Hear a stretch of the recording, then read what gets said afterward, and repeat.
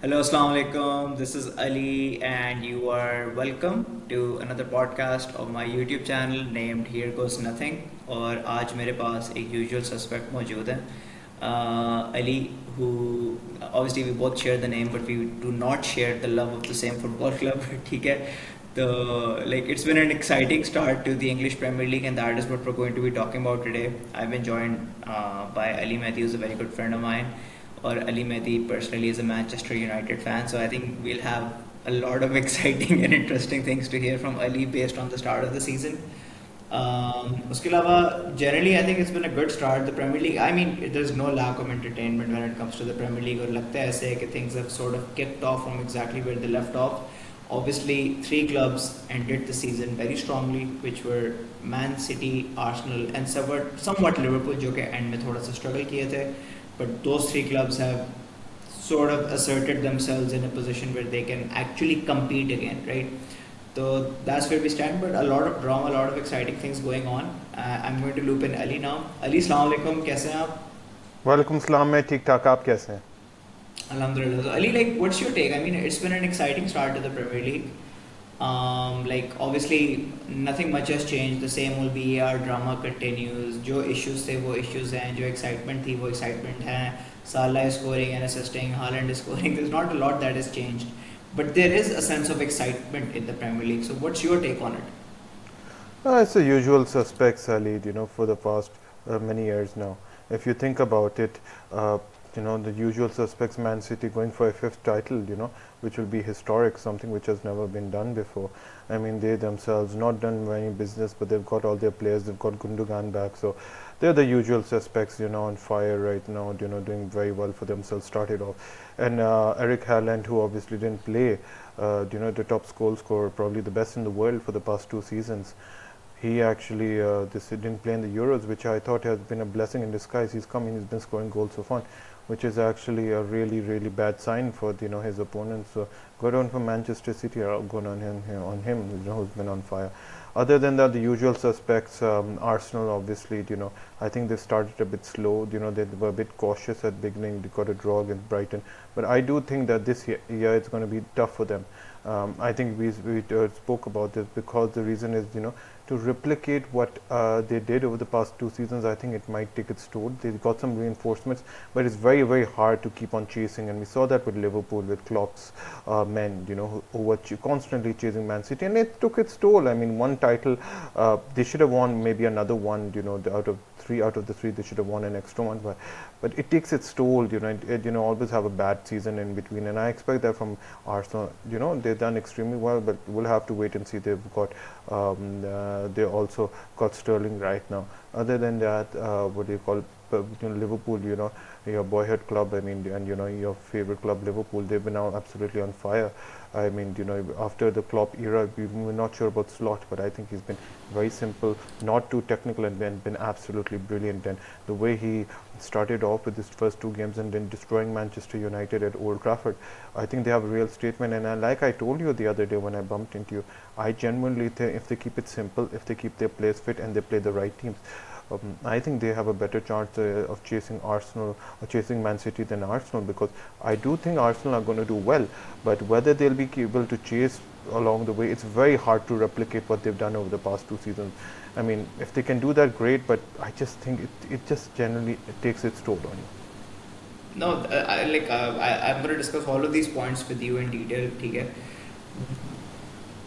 Erling Haaland, right? Astronomical numbers, the way he's scoring goals. Honestly, I think at times he makes the Premier League look so easy, and the Premier League is not easy. He just makes it look more of a child's play, which is like, I think in a way it's damaging for the reputation of the Premier League. But sometimes you just need to bow down to the greatness of one player, and that's Erling Haaland, right? दूसरा मैं आपसे पूछना चाहता हूँ कि like Manchester City not doing a lot of business, losing out on Julian Alvarez, which I believe was a great opportunity for them to sell him at a very high cost. But nevertheless, right, he was someone coming off the bench. Last season, when Erling Haaland got injured for a while, so Phil Foden was carrying them through a lot of games. Manchester City don't really have a backup striker. If you talk about Arsenal, the team that finished second last season, they've chosen to stick with Kai Havertz. They're not signing a striker, or obviously based on that. Even though Kai Havertz is scoring, but And even though to some extent, probably sorry, I'm interrupting you. They've got they bought Sterling, who acts as a winger, but he could do with them well. yeah, he's not really a striker, right?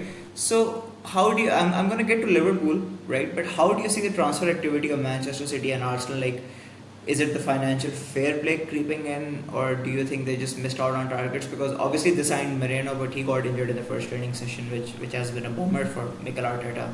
Yeah, it's been a bummer for them for the past 2 seasons, and that's where they suffered last year. Remember, Timber got injured after the first game, so they're very unlucky with these signings they get, with these defenders they get. So very unfortunate for them. Moreno has been injured too. I think they've done some smart business, obviously, Moreno, and then the Calafiori they've got also. So they've done actually well. Raya's now permanent. I think Raya is an absolutely phenomenal keeper. I was not happy initially about Ramsdale, but they proved me wrong. Raya has been phenomenal. He's been a reason why they've challenged for the title, especially last year too. So I think that's a very good business which they've done. But other than that, Ali, I actually feel that I think they've done a very good. They have a very good squad over there. They've got Sterling, and I think Sterling, that experience, wealth of experience, if you can get the best out of Sterling and put him in a good mood, he could actually help them in their pursuit of the title. But वही वाली बात है कि whether you can replicate 2 years of absolutely good, chasing a machine, such a well-oiled machine like the former Manchester, which is Manchester City, which is being coached by one of the best coaches of all time in the form of Pep Guardiola. It's going to be a tough asking, but if there's anybody who can do it, it's obviously this Arteta. I mean, he's been been absolutely brilliant the way he's played over the past 2 seasons. And the other question I think you asked me was who else's transfer window? Was it Manchester City? Yeah, Yeah, Manchester Manchester. City and Arsenal. But I need to ask you, Ali. I think there's one thing that we need to consider, right? So Liverpool have been in two title races with Manchester City, right? And Yeah. no doubt about it, Manchester City at that time were at their best. The last 2 seasons, Manchester City chased Arsenal, right? Till the last section of the season, which And we have it's not and talked sorry, about, right? it's a complete. Arsenal bottled it twice. Arsenal bottled it twice, in my opinion. If you ask me, like once they had a 7 point lead last season, they lost to Aston Villa at home. So, do you actually feel it's them chasing Manchester City, or them just not realizing that they're good enough to like go all the way? I actually think that if I'm being very honest with you, I think actually Manchester City played that way because there's a reason for that. Because look, you have to look at the fine print. What did Pep Guardiola say? Pep Guardiola always said that I'm not thinking about the title right now. I'm thinking about it in the last month. That has a lot of saying, meaning into it. He knows how to win titles. How do you win titles? It's a marathon over 38 games. You don't win titles by the 35th week, by the 34th week, and that's exactly what Arsenal have done. You can't go too fast. It's always better chasing than defending. I mean, I have wealth of experience regarding it. I've seen it over the years. You see, talk about the 2012 season, which I'll never forget till my last days, when United were actually being chased by Manchester City and lost that title because of that Aguero goal. They had an 8 point game lead, and then they have just at the end messed it up. You talk about Liverpool in 2014.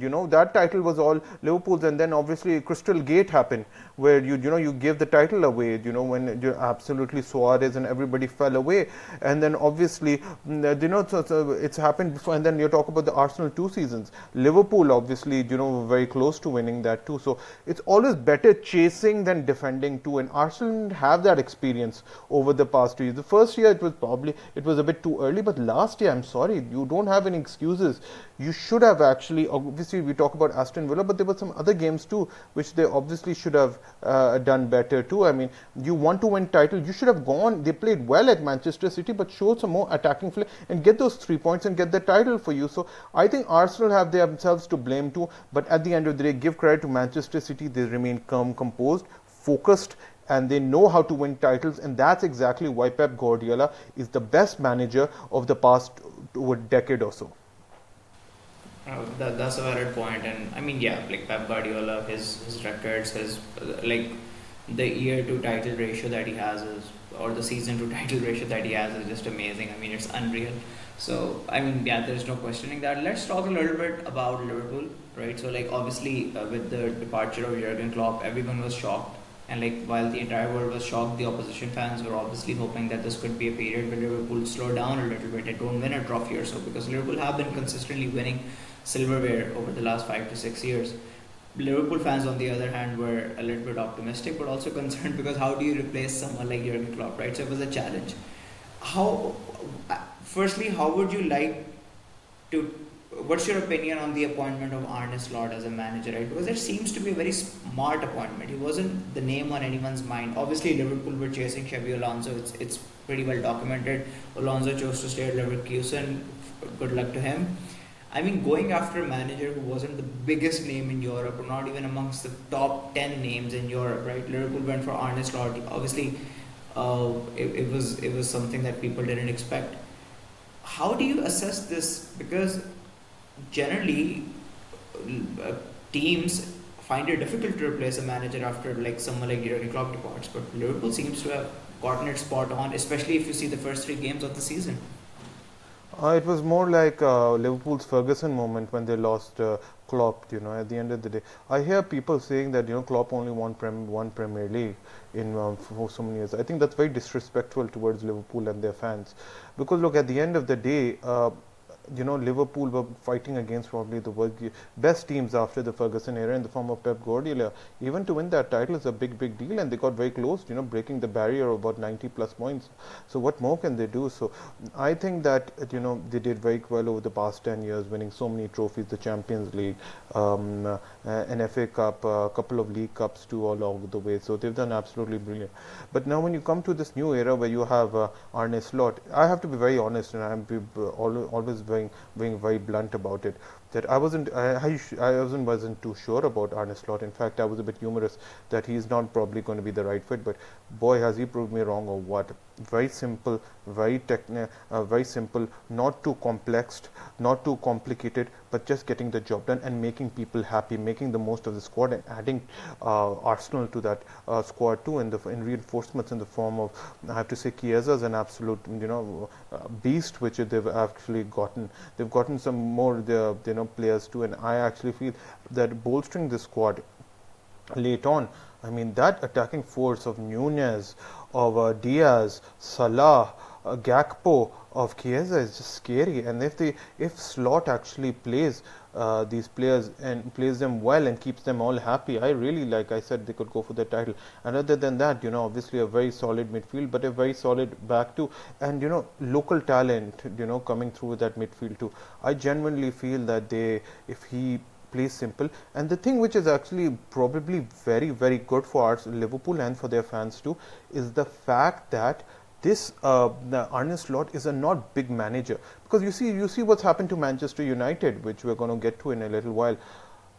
There's so much hype around Ten Hag that because of that he's been found out. He's been actually a victim of his own huge hype, and that's why there's so much pressure on him. Whereas Arne Slot, nobody knew really much about him too, and I mean, obviously he's done well for in the Netherlands, but the most important thing is. Ali, is that he's very simple. He's fitted into the club. He got the full support of the board of Jurgen Klopp, and then at the end of the day, he's been allowed to what he does, and he's keeping the big players happy. I mean, look how happy Salah is. He might sign a contract. I believe that Van Dijk today has said he's going to sign a new contract too. So this is very music to your ears too. A huge attacking force. So this is very good for them, and they obviously can make Anfield a fortress too. So I actually think good times are coming ahead for Liverpool too. And then at the end of the day, you have obviously Champions League, which I think we need to talk about, this disastrous new format which has actually come through. I think an absolute joke of a format which has come through.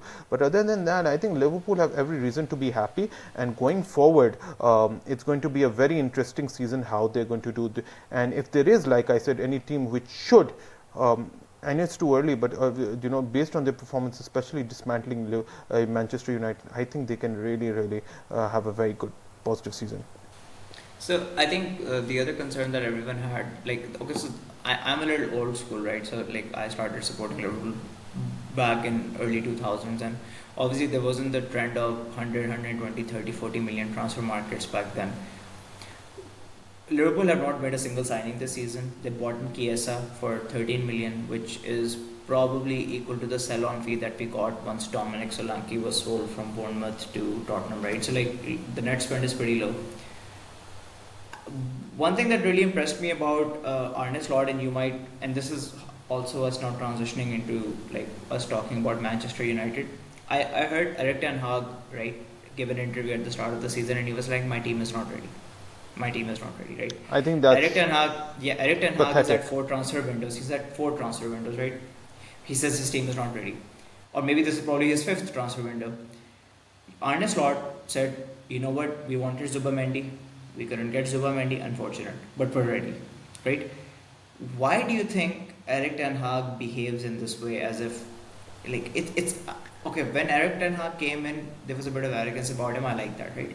It just feels like he's become this extremely whiny character who knows he's going to get sacked anytime and he's going to make as much noise as he can. Like, am I being too hard? Like talking to a Manchester United fan, talking to someone who's seen the glory days, right, of Alex Ferguson. How do you evaluate it? Because when I see, okay, this is my take on this, Ali. Don't mind if I use strong words. He No, no, seems please, you extremely should go ahead. deluded. He's Yeah. extremely deluded. His tactics are all over the place. He has a very poor relationship with most of his players, right? It can be seen on the pitch. What do Manchester United fans feel about him? Because I know you're very loyal to your managers. You're a big club. You have a nice fan base. You support your managers. You're not plastic fans, right? But this guy, I mean, yeah, take it away. Look, if you look at the history of the past, that's a very good question, and thank you for that, first of all, Ali Abbas. Past 10 decades, decade, 11 years, how many managers have you had? You have had about 5, 6, from the likes of David Moyes to the likes of Giggs, who was a temporary manager. Then obviously you had Van Gaal, then you had Mourinho, Solskjaer, Ralph Ragnick. So I mean, it's just been a revolving door. And yes, I completely agree where you're coming from. The thing with Ten Hag is that he's just had about 2 years. He's just finished 2 years. And if you look over those 2 years, I'm not defending him or anything, but I'm trying to be as pragmatic. So much has happened behind closed doors. Uh, you've had a bit of a takeover over there. You've had a bit of a minority stake in the form of Ineos, which have come midway through his first year. Obviously, he had that. Let's not forget that he had that huge bust up with probably the GOAT, Cristiano Ronaldo, which obviously won over some fans and which didn't win over some fans too. He had a very good first season. I thought he got the most of it. But then after that, he hasn't been able to follow up with that first season. Second season was an absolute disaster, finishing on 8th. But what happens behind closed doors has also been very bad. I do agree with you that, look, I think first season he probably overachieved, but second season he underachieved so much that it's unbelievable. He obviously got some of the signings didn't perform well. I think he's been horrible in the transfer market. I'm sorry. And there's only one example I want to give in that, in the form of Mason Mount, which I think is the most diabolical signing I've seen in the past 11 years. And no disrespect to him, but it just doesn't make any sense. And giving him the number 7 shirt is a joke. But at the same time, whilst you are right to some extent, he does tend to be clueless. His signings have been really poor, and I'm going to be very honest with you, really, really poor. I think if we could have done some much better signings there. I do feel that there's, if you're playing, while I'm playing devil's advocate, I have to also be, support him the way what's happened behind closed doors. The Glazers have not been very supportive in the first year. Second year, you have Ineos towards the end, and the way Ineos treated him, sorry.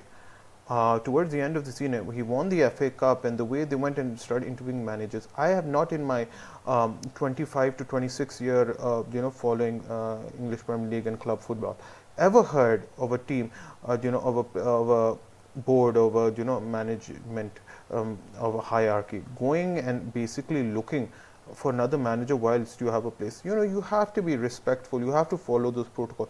And didn't, and because of that, obviously, you saw this really whiny side of him, this really tantrum side of him, and he should have done better over there. The problem with him right now is that he's digging his own grave. If I'm being very honest with you, I do not think his signings have been really good.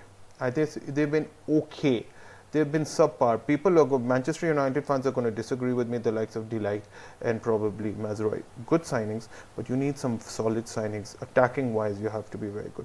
Zirkzee, okay, we'll have to see. He's okay, but you need some really, really quality players up front. Midfield, you should have gotten rid of Casemiro. Casemiro should have gone, McTominay should have stayed. McTominay has been your clutch player. He's been phenomenal for Scotland. I just do not understand why they got rid of him. I know I have some fans who are against him, but Casemiro is finished. Casemiro, world-class player. He should have been shipped to Saudi Arabia. I don't know why it didn't happen. And then at the same time, you have to, the Sancho fiasco also has been just a bit of a joke. People will blame Ten Hag, but he just was never a Manchester United player. And the way he left by, not saying anything, he was very, Manchester United really invested in him, but he was very disappointing towards Manchester United. And I had a lot of hope in him, but he obviously didn't favor. So I think that along there, whilst his transfer signings improved, but with what's been happening behind closed doors and what's been happening around him has been difficult too. But then at the end of the day, he hasn't helped himself, and his tactics have been poor too. So I would have to say that whilst his 2 years have been a bit problematic, I won't say that they've been diabolical. He's won 2 trophies at the end of the day. You want to do well in the Premier League, but he's won 2 trophies. And for me as a supporter, I obviously want to do well in the Premier League, but if you offer me a couple of FA Cups or a League Cup, I'll take it. I'm sorry. I love trophies. I'm more of a trophy person. I'd much rather finish, take last season, finishing 8th. And I know it's a bit, it's a bit probably, I might sound a bit deluded, I might sound a bit crazy, but winning that FA Cup meant a lot to me. And that is because I want to win trophies as a fan. I always want to win trophies. You obviously won a trophy. We won a trophy. I think we did better than Arsenal, and I'm being very honest with you, because look, Arsenal went finished second, but they won nothing. They have nothing to other than that. So winning trophies is much more important. But he has to improve in the league. He has to improve. If he doesn't improve in the league, Ali, I genuinely am telling you, I think he's going to be gone till Christmas. But I have to ask you one thing, Ali. You have a fantastic new structure in place. At least that's how Manchester United folks are bringing it forward, right? How is it that Liverpool, when they try to replace Jurgen Klopp, right, they are basically told no by Xabi Alonso, which is possible.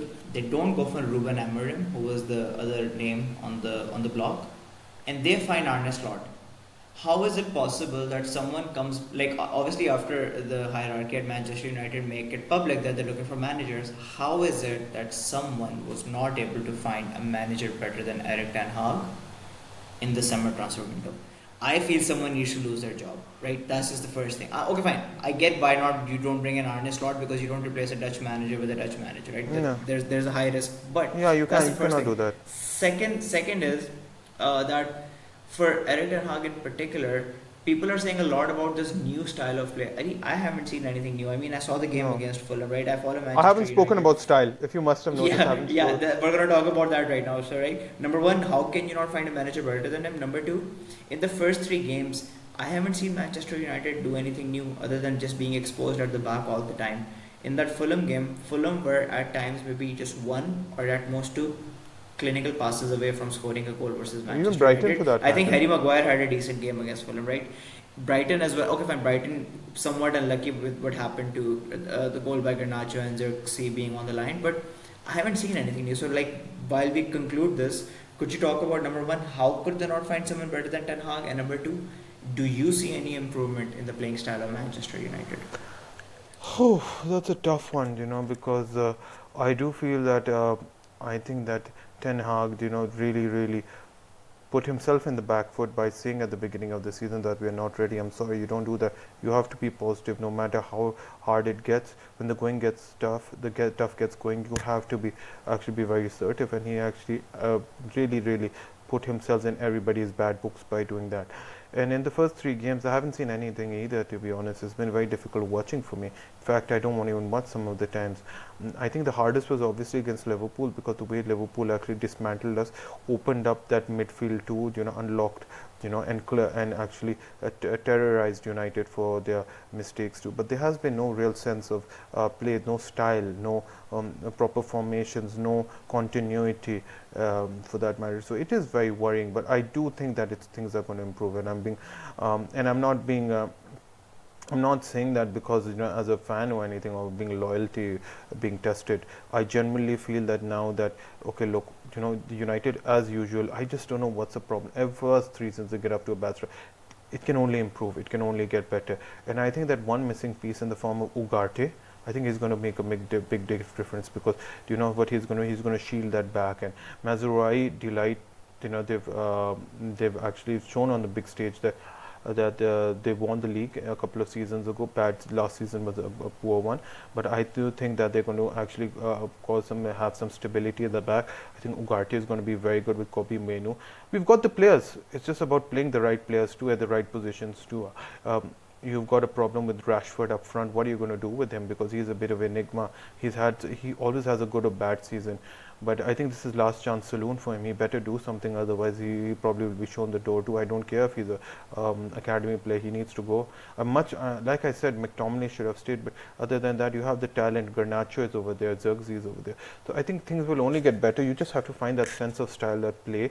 And now with a decent run of fixtures in the form of Southampton, Crystal Palace away, and then Tottenham at home, I think they have to get better. And I'm sure these 2 weeks are going to be crucial, have been the best thing which has happened for Ten Hag probably over the past 2 years, because now he can recalibrate, refocus, and probably get his best players, and now try to get the most of the squad and build a sense of style or sense of play. Because if you don't, like I said earlier, he'll be gone till Christmas. All right, thank you so much, Ali. But before I conclude, I'm going to like pick your mind on this. I want to hear your top six for the season, right? Shoot. It's a very tough one. I don't know why you Wait, put come me. on, quick. Well, Like, less thinking. That's Man City. Man City, I'm going to go for Liverpool second. Liverpool second. I think you're going to first, go Liverpool Manchester second, City. Arsenal are going to finish third, third, Arsenal and third. United are going to finish fourth. I genuinely am. Okay. I think that United will finish fourth. I can see it in your eyes, Ali. You don't believe it, but I don't believe it, but I look, I have a respect you as a United. fan. I have a United fan. I have to be a bit No, I a bit agree. crazy over there. And then number five, I'm going to go for Tottenham. I'm going to go for number five. I'm going to go for number five. I'm going to go for this time. I'm sorry, Aston Villa are going to suffer this year.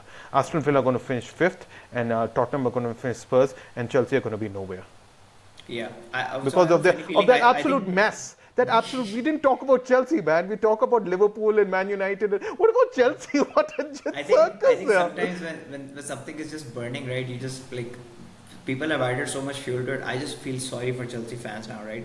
But I will say one thing. No, I'm sorry. I I'm do sorry. see, They've said stuff to you. They've done stuff. But look, I'm sorry. it's Ever since frustrating mess. ever since Boli has come, he's completely torn the club down. And I've heard this. You must have read about the problems he's having with his fellow owner. They're trying to buy him out.